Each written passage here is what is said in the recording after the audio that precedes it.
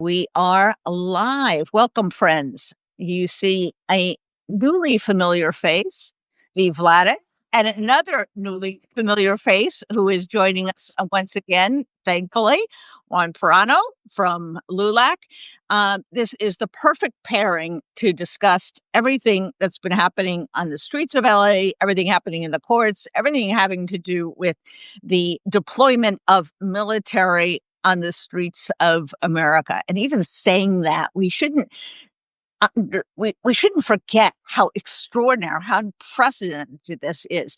It's not just the National Guard; it is the U.S. Marines for no good reason whatsoever, being deployed in an atmosphere that is fraught with tension, where you could have a position in which they feel, the military feels compelled to act, and in which the public is then in peril and the troops are in peril. And this is the great danger that we are seeing unfold in front of us.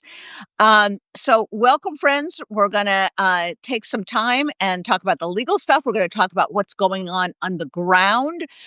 So, Steve, let me start with you. Governor Newsom filed the lawsuit on Monday. He then filed what they call a motion for a TRO, a restraining order. What is the governor asking the court to do about these troops that are in his state now? Yeah, so there's a couple of different things going on in the governor's lawsuit. One of them, Jen, we might think of as a procedural objection that, President Trump wasn't allowed to use this obscure statute, Title 10 USC Section 12406, without going through the governor, and indeed, according to the governor, without the governor's permission. We're in a bit of uncharted territory on that one. I mean, this statute has been used principally as a companion to the Insurrection Act historically, not as a standalone authority. Um, but then the other part of the argument is that the sort of the factual predicates for using the statute, whether it's insurrection or whether it's an inability on the part of civilian authorities to execute the laws of the union, that those haven't been met either. Um, Jen, I will say I'm. It's not that I'm wary of the validity of the second argument. It's that I'm nervous about courts being in a hurry to want to second guess those kinds of factual assertions.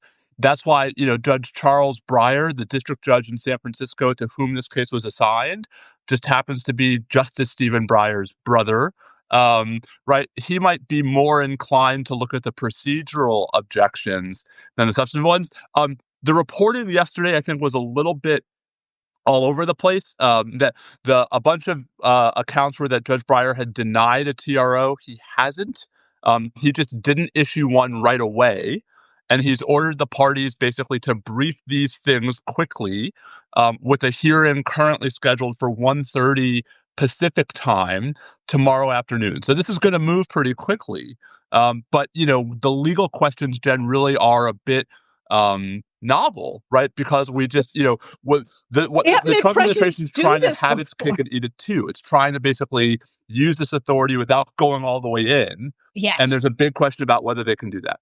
Yes. And you know what? The issue you raise about will the courts wade into whether there's a rebellion does remind us of the Alien Enemies Act, Yep. where Trump says we're being invaded by a pseudo state, which is this Venezuelan gang. And the court said, we're going to take a look at this. This is not what the statute says. And Juan, this is the perfect segue to what you've been reporting, what your people have been reporting on the ground.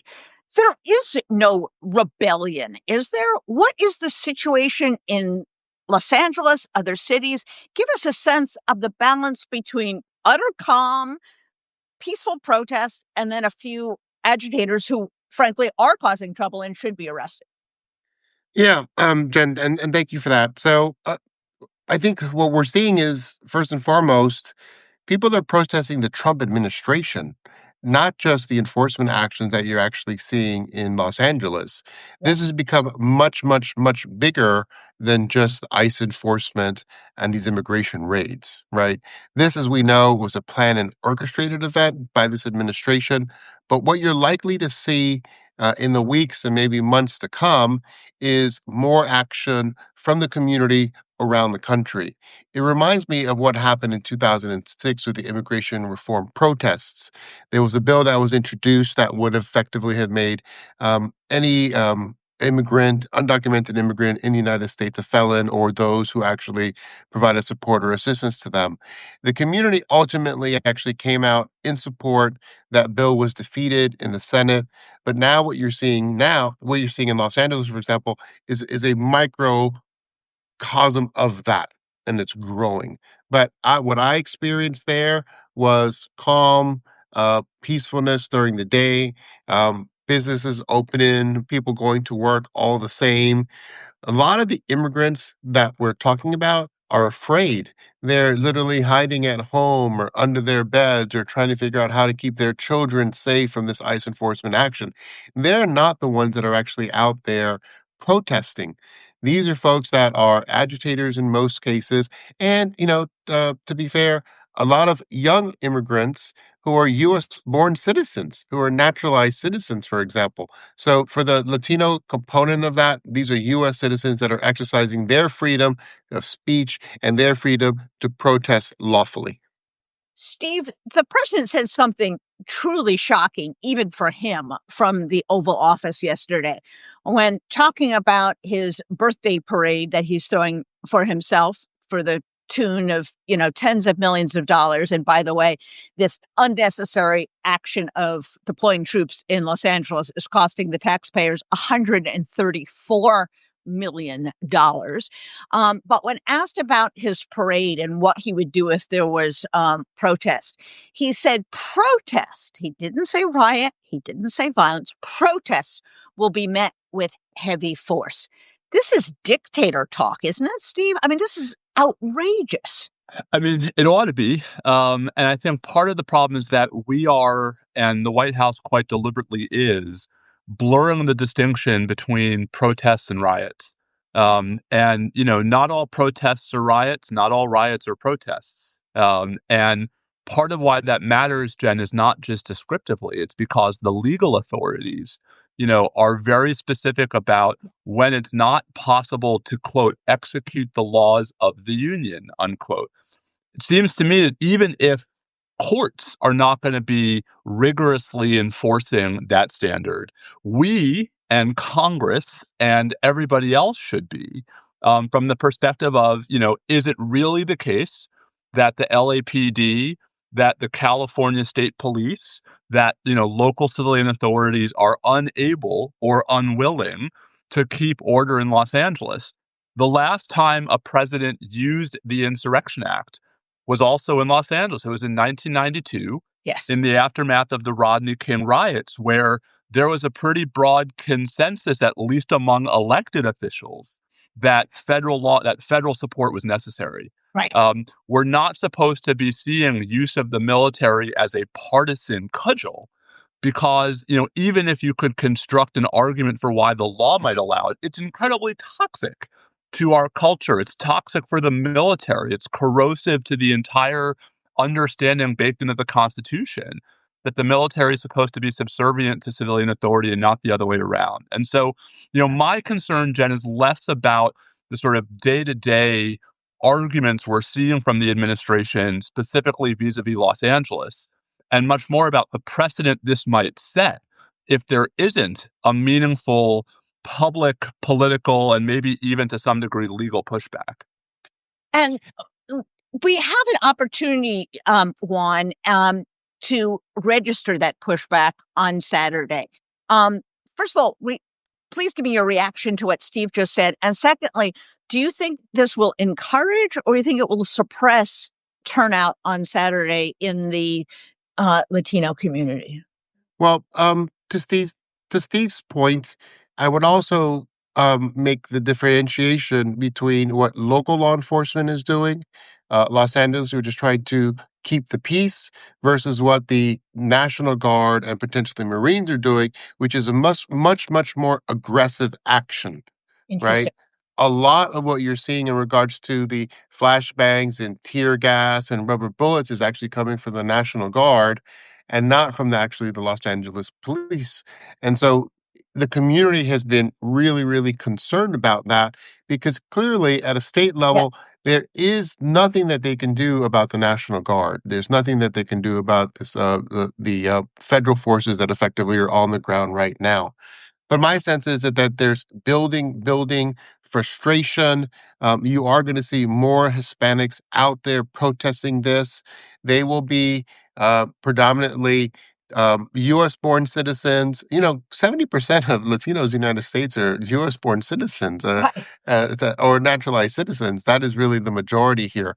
But I think you're going to see a lot of folks. We're going to be out there in Los Angeles. We're going to actually be out there in Washington, D.C., tracking and reporting on this as well through our social media channels too. Absolutely. And I think that is such an important distinction that Juan just made. Wow. That this is exactly why you don't want the National Guard and the Marines on the streets of a city when they're not needed and when police have a relationship with the people. When Juan arrived in LA, he told us, the interaction just on a person to person basis was completely different between the National Guard and the police, which are there to serve the community. Steve, we do get so bogged down in the legal, kind of soup here. What is the perspective from the point of view of the military? Is this something they want to do? Is this something that's corrosive of military discipline? Is this something that creates problems for them?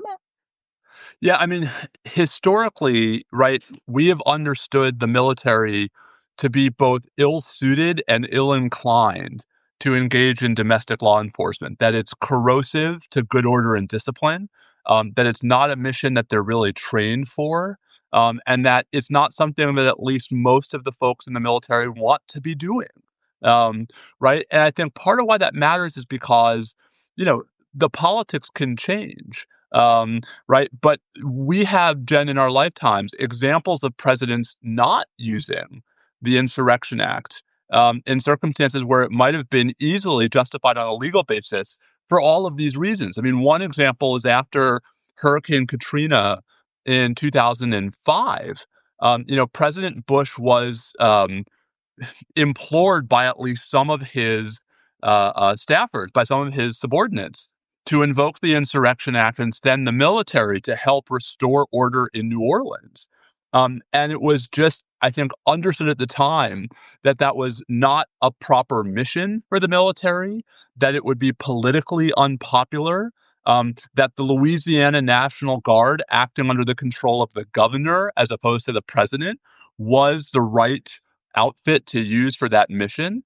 And so, I think part of what has been missing from the Trump administration's narrative in this whole scenario is why can't California do this on its own, right? If you're going to federalize the California National Guard, why not just have Governor Newsom use the California National Guard? And so I think, the problem here again is it's not just that, like, this one-off is bad for the military. Yeah. It's that if we start down this path of normalizing military deployments, federalized military deployments in this space, it's not clear to me where that stops.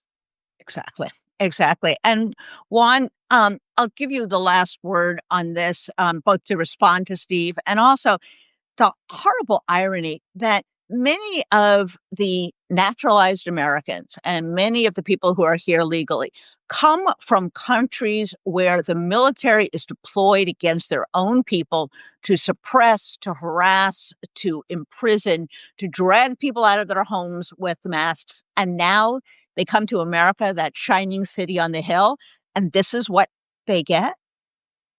Yeah, well, let me add to that.